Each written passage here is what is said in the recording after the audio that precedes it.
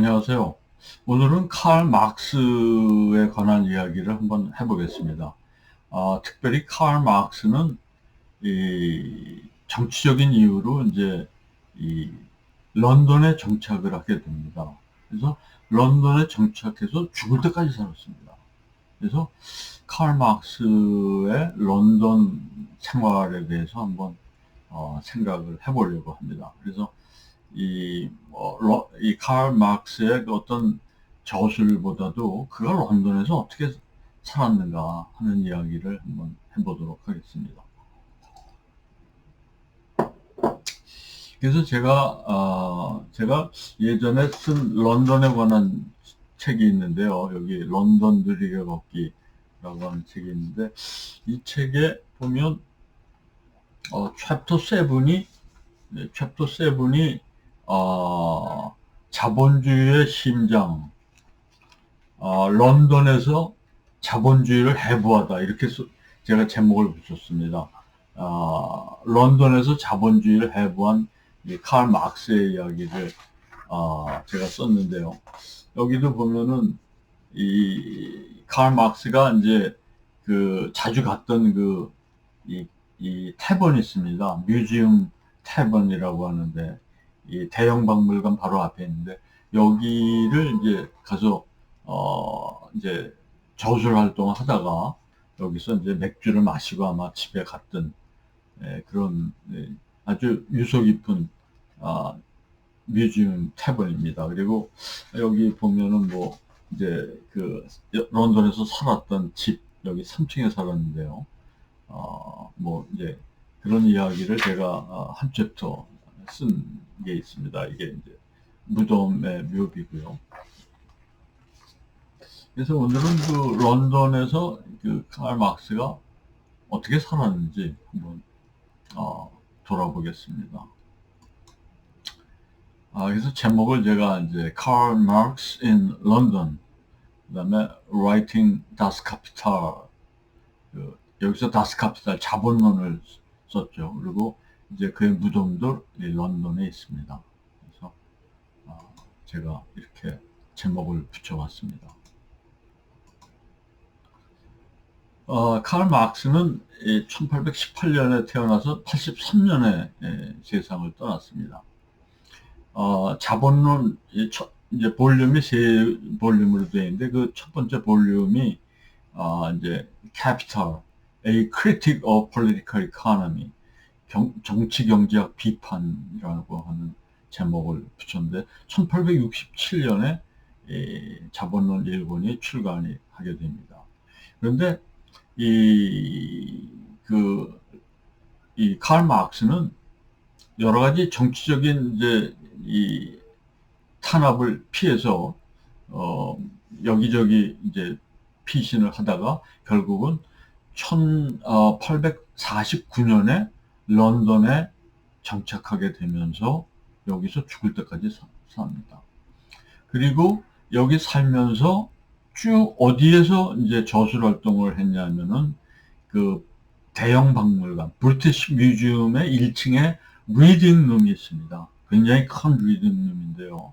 이게 라이브러리입니다. 여기서 이 저술 활동을 했습니다. 참고 도서도 보고 여러 가지 자료도 찾아보고 이러면서 여기서 저술 활동을 하고 제가 아까 보여드린 것처럼 그 바로 대형 박물관 바로 앞에 있는 뮤지엄 태번이라고 하는 이 말하자면 바죠. 그 술집에 가서 이제 끝나고 저녁 때 여기서 맥주를 마시고 집에 가고 그 다음날 아침에 또 출근을 해서 저술 활동을 한 그런 일상생활을 했습니다. 이 뮤지엄 태번은 여기 주소까지 제가 썼는데 브룸스버리에 있는데 그레이트 러셀 스트리트 49번지에 있는데 이 뮤지엄 태번이 그 전에도 물론 이제 다른 이름으로 있다가 만들어진 거가 아마 1855년에서 64년 요때 이제 만들어졌다고 하니까요. 아마 1855년부터 있었다고 치면 아마 런던에 살면서 거기 이 브리티시 뮤지엄에서 이제 저술 활동을 하면서 쭉 들렸던 이제 그런 술집이 되겠습니다.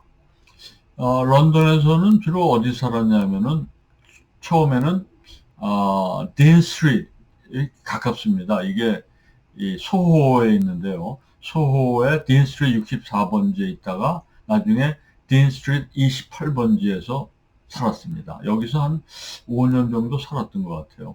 그리고 이제 56년 이후에는 켄티시 타운이라는 데로 조금 먼 데로 이제 이사 가서 살았던 것 같습니다. 그리고 83년에 이제 세상을 떠나고서는 이 북쪽에 있는 하이게이트 세미트리에 묻혔습니다. 하이게이트는 북쪽에 햄스테드보다도 더 위쪽에 있는 그런 공동묘지인데요.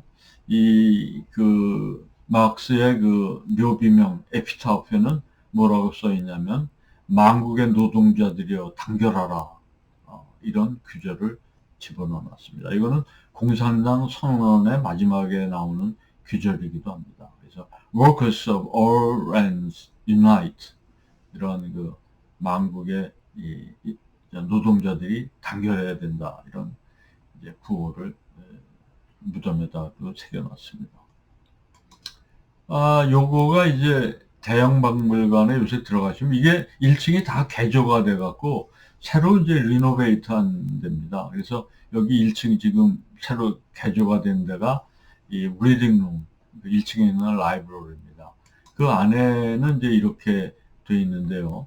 여기서 이제 보시면 알겠지만 굉장히 그 라운드한 그 이 구조로 돼 있는데 아주 그 들어가면은 이 어떤 서가의 이 책들이 우리의 눈을 그냥 압도해버리는 그러한 아주 좀 장중한 그러한 이 도서관의 면모를 갖고 있죠. 또 넘겨볼까요?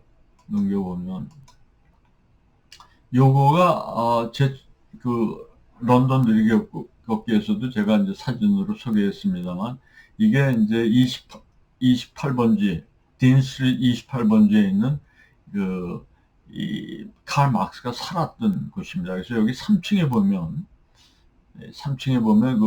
이 블루 프라그가 있죠. 이제 청색 이 기념판이 있는데 여기에 이제 칼 막스가 여기서 살았다라고 하는 명패가 붙어 있습니다. 그 명패를 보시면 가까이 보시면 이렇게 돼 있죠. 그래서 여기 lived here 1851년부터 56년까지 5년 동안 여기서 살았던 것 같습니다.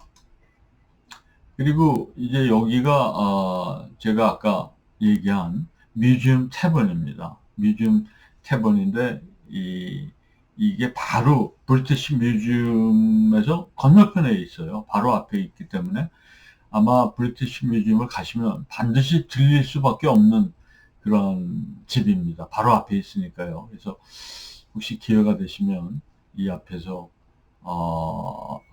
사진도 찍으시고 한번 들어가서 맥주를 마시면 칼 막스가 이제 하루 종일 여기서 연구하고 자료 찾고 글을 쓰고 집에 가기 전에 여기서 맥주를 마시면서 무슨 생각을 했을까 하는 그런 상념도 한번 해보게 되는 곳입니다.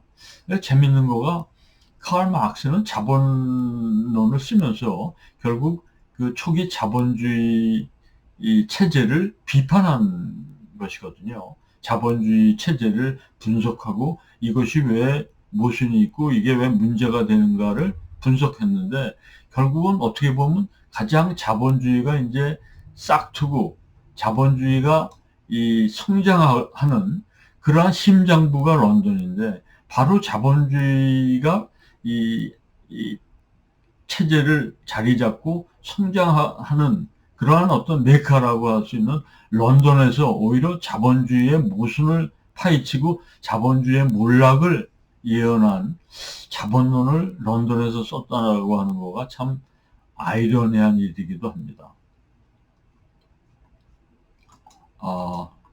요거는 이제 그 내부에 들어가시면 이제 이렇게 사람들이 뭐 많이 여기서 뭐 이제 술도 마시고 뭐 그 뭐 그 이제 뭐죠? 저 음식도 먹고 뭐 이런 데인데 내부는 뭐 보통의 이 펍이나 태번과 별다를 게 없고요. 뭐 그냥 평범합니다, 안에는. 그래서 뭐 별 특징은 없는 그런 에, 이 펍입니다. 요거는 또 제가 여기 이게 지도를 보여드리면 제일 밑에 딘 스트리트라고 있죠. 이제 여기서부터 이 브리티시 뮤지엄까지 걸어가면 어떻게 되는가? 이렇게 걸어가면 이 소호 스퀘어 가든스라고 있어요. 조그만한 이렇게 이 스퀘어 가든이 있는데 거기서 이제 보통 점심 때 보면은 점심 먹고 뭐 그래서 샌드위치도 먹고 뭐 이렇게 뭐 음료수도 마시고 사람들이 많이 나와 있는 아주 평화로운 가든이 있습니다, 가운데. 그래서 거기를 이렇게 지나서 쭉 걸어서 옥스퍼드 스트리트나 이 그레이트 러셀 스트리트, 이, 그, 이, 뮤지엄 태번도 이 그레이트 러셀 스트리트 상에 있죠. 그래서 옥스퍼드 스트리트나 이 그레이트 러셀 스트리트를 지나서 쭉 가서 브룸스버리 스트리트를 지나면 바로 브리티시 뮤지엄이 나옵니다. 그래서 이게 걸어가면 15분 이상 걸리지 않습니다. 어떤 길로 가든. 그래서 혹시 시간 되시면 런던 걷기 한번 해보시면 칼 마크스가 이렇게 다녔던 길도 따라가서 걸어볼 수 있겠습니다. 런던, 아니, 브리티시 뮤지엄 뒤에는 러셀 스퀘어가 있죠. 러셀 스퀘어는 이 버지니아 울프가 굉장히 좋아하던 그런 스퀘어입니다. 그래서 그 앞에 있는 지금 이제 호텔인데 지금도 아마 영업을 하는데 그 호텔 1층에서 버지니아 울프가 글을 많이 썼던 그런 러셀 스퀘어도 바로 브리티시 뮤지엄 뒤에 있습니다. 여기는 뭐 어떻게 보면 브룸스버리의 아주 코어 지형이죠. 그래서 한번 여러분도 걸어가 보시면 어떨까 하는 생각이 듭니다.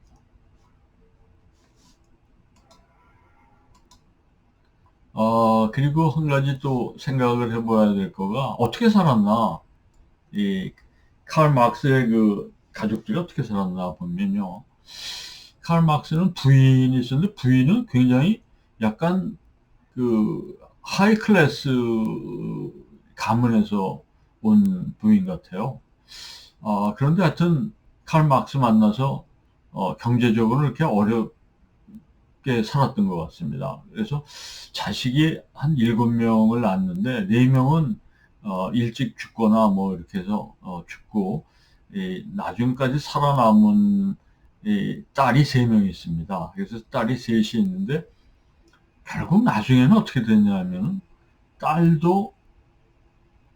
딸들이 그렇게 행복하게 살지는 못했던 것 같아요. 그래서 나중에 보면 두 딸은 나중에 자살합니다. 그리고 이제 한 딸만 이제 조금 살았지만 그렇게 행복하게 살지는 않았던 것 같아요. 근데 칼 마크스는 이 사람이 노동자 계층의 이 자본주의 사회가 노동자들을 어떻게 착취하는가를 분석했지만 칼 마크스 자신은 경제적으로 뭐 풍요롭지는 않았지만 자녀들은 비교적 부르주아적인 그러한 삶을 영위하게끔 교육을 시켰던 것 같아요. 그래서 아, 뭐 예술이나 어떤 교양이나 이런 거에 대한 교육을 시키고 거기에 돈을 많이 썼던 것 같습니다.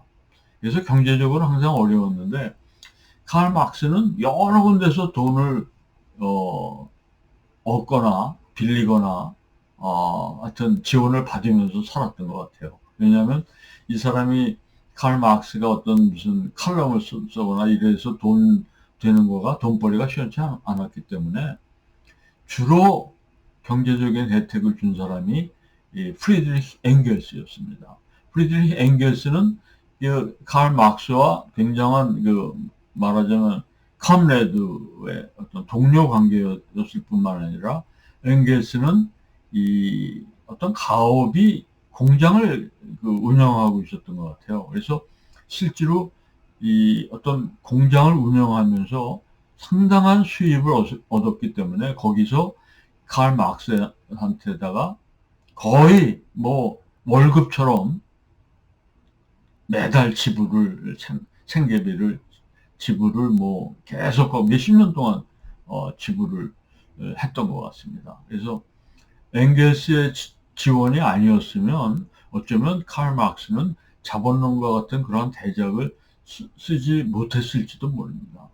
근데 프리드리히 엥겔스는 정말 대단한 사람이었던 거가, 이 사람은 자기가 공장을 운영하면서 어떻게 보면 실제로 노동자를 착취하는 계층에 있으면서도 그러한 이 런던의 그러한 노동자들의 빈곤한 실태에 대해서 자기가 저수를 하기도 하고, 그런 어떻게 보면 모순적인 삶을 살았던 사람인데 굉장히 인간성이 좋았던 사람인 것 같아요. 심지어 칼 마르크스는 자기 집에 있던 가정부와 어떻게 해갖고 애까지 낳습니다. 그런데 칼 마르크스는 그거를 인정하지도 않았고 끝까지 방치했습니다. 자기가 낳은 아들인데도 그거를 엥겔스가 거둬들여서 엥겔스가 책임을 맡고, 엥겔스가 말하자면 그 가정부와 그 아들의 뒷바라지를 했다고 하는 이야기가 전해지고 있습니다. 그러니까 칼 막스는 어떻게 보면 굉장히 무책임한 사람이었는데요. 이 엥겔스는 정말 어떻게 보면 친구를 위해서 여러 가지로 지원과 이 헌신을 아끼지 않은 그런 아주 좋은 친구였던 것 같습니다. 하여튼 뭐 우리는 칼 막스 같은 친구를 두면 안 되고요. 엥겔스 같은 친구를 사귀어야 되지 않을까 하는 생각이 듭니다. 칼 막스는 인간적으로는 별로 그렇게 좋은 사람은 아니었지 않았을까 하는 생각이 듭니다. 근데 칼 막스는 83년에 죽어갖고 결국 런던 북쪽에 있는 공동묘지인 하이게이트 세미터리에 묻히게 됩니다. 그런데 제가 런던에 있을 때 이 세미터리에 한번 갔습니다. 여기 보면 이 무덤이 이렇게 생겼는데, 어디 갔어? 한번 무덤을 한번 보죠. 이렇게 생겼습니다. 그런데 제가 이제 이 세미터리가 파리에 있는 페르라쉐즈 같은 그러한 이 무덤은 잘 정비가 되어 있는데, 여기는 제가 가보니까 정비가 잘 안 돼 있어요. 뭐 좀 허술합니다. 뭐 그냥 나무도 뭐 아무렇게나 그냥 자라는 대로 놔두고 뭐 좀 그런데, 제가 이 칼 막스의 무덤을 가기 위해서 이제 하이게이트 묘지로 이제 들어가는데, 제가 겪은 에피소드가 하나 있습니다. 그날은 비가 조금 와갖고 좀 아주 스산한 날씨였는데 사람들도 없었어요. 아무도 없었는데 제가 들어가는데 그 앞에 여자가 무슨 지키고 있는 관리인 같은 여자가 중년 부인이 있었는데, 제가 들어가는데 제가 물어봤어요. 여기 혹시 그 무덤에 맵이 있냐? 지도가 있으면 하나 얻고 싶다. 그래서 그랬더니 관리인이 그래요. 너 어디 가냐? 어느 묘에 가냐고 그래요. 그러니까 뭐 눈치를 챘겠죠. 내가 뭐 거기서 볼 사람이 누가 있겠습니까? 그래서 내가 이 칼 막스 무덤에 간다. 그랬더니 여기 지도는 없는데, 뭐, 여기저기를 찾아가라고 그래요. 그러면서 딱 물어봐요. 뭐라고 물어보냐면, 너 혹시 거기서 사진 찍을 거네요. 그래서 뭐 사진 어차피 당연히 찍을 테니까, 이게 사진 찍을 겁니다. 그랬더니, 그러면 너 2파운드 내래요. 사진 찍는데 2파운드 내야 된대. 근데 거기서 또 갑자기 안 찍는다고 그럴 수도 없고, 그래서 2파운드를 뜯겼습니다. 그 관리 아주머니한테. 그러고 가서 이제 비 오는데 갔더니 지금 보시는 것처럼 이런 석상이 있고, 어, 제가 갔을 때는 지금 이 사진처럼 이렇게 꽃들은 많지 않았는데, 이 사진은 이 꽃이 많이 들어가 있네요. 그런데 거기 갔더니 나중에 한 사람이 이제 또 왔는데, 그 사람은 그 청년이 이 20대 초반쯤 되는 청년이었는데, 미국에서 온 그 사회과학을 하는 어떤 그 대학원생이었습니다. 이제 그 사람도 이제 이칼 마크스의 무덤을 보러 왔더군요. 그래서 뭐 아주 을씨년스러운 가운데 뭐 둘이서 대화를 많이 막스에 관한 얘기를 나눴던 기억이 있습니다. 여기 보면 그 위에 있죠. 여기 Workers of all lands unite. 만국의 노동자들이여 단결하라, 이런 걸 써 있고, 그 밑에 보면은 여긴 잘 안 보이지만 제가 그때 읽은 그 밑에 그 가운데 있는 대리석 그에 써 있는 걸 보면, 여기 이제 부인하고 grandchild인가, 그러니까 외손자겠죠. 외손자가 같이 묻혀 있습니다. 이 무덤에. 그래서 부인하고 이제 여기 같이 묻혀 있다라고 하는 게 거기 써 있습니다. 그리고 여기서 제가 이제 마지막으로 한 가지 말씀드리고 싶은 거는, 이게 좀 이상하게 보이지 않습니까? 아니, 어떻게 흉상이라고 그러면 가슴부터 이렇게 나와야 되는데, 칼 마크스의 보면 이게 두상이지 흉상이 아니거든요. 그러니까 이 목 부분부터 있는 거예요. 그래서 이게 이상한 형태로 돼서 이 사람이 어떻게, 좀 막말로 말해서 모가지 위만 있는 이러한 그 두상의 그 형상을 띠고 있는지, 이게 이상했는데, 제가 나중에 찾아보니까 그 당시에 이 공동묘지에 묻힐 때 이 어떤 기념비나 어떤 그 석상이나 이런 거에 대한 규격이 있다고 합니다. 근데 이 규격에 따르면 이 들어오려고 하는 이 칼 막스의 이 흉상이 너무 커갖고 그 규격에 안 맞는다는 거예요. 그래서 할 수 없이 이 가슴 부분을 잘라내고 이게 결국 머리만 남게 된 이러한 모습으로 지금 기념비로 남아 있습니다. 그래서 좀 이상한 모양이 됐죠. 근데 이것도 장례할 때 그때 이제 이 석상을 만든 게 아니고, 나중에 칼 마크스가 점점 영향력을 이제 행사하게 되면서 영향력 있는 인물이 되니까 1950년대인가 영국의 공산당에서 이제 이러한 석상을 그때 설치를 한 거라는 이야기를 들었습니다. 오늘은 이 칼 마크스의 이 런던에서의 생활, 런던에서의 이 자본을 쓰면서 어떻게 저술 활동을 했는가, 또 어떻게 살았는가, 이런 이야기를 오늘 다뤄봤습니다. 어떻게 잘 보셨는지 모르겠습니다. 다음 시간에 또 찾아오겠습니다. 감사합니다.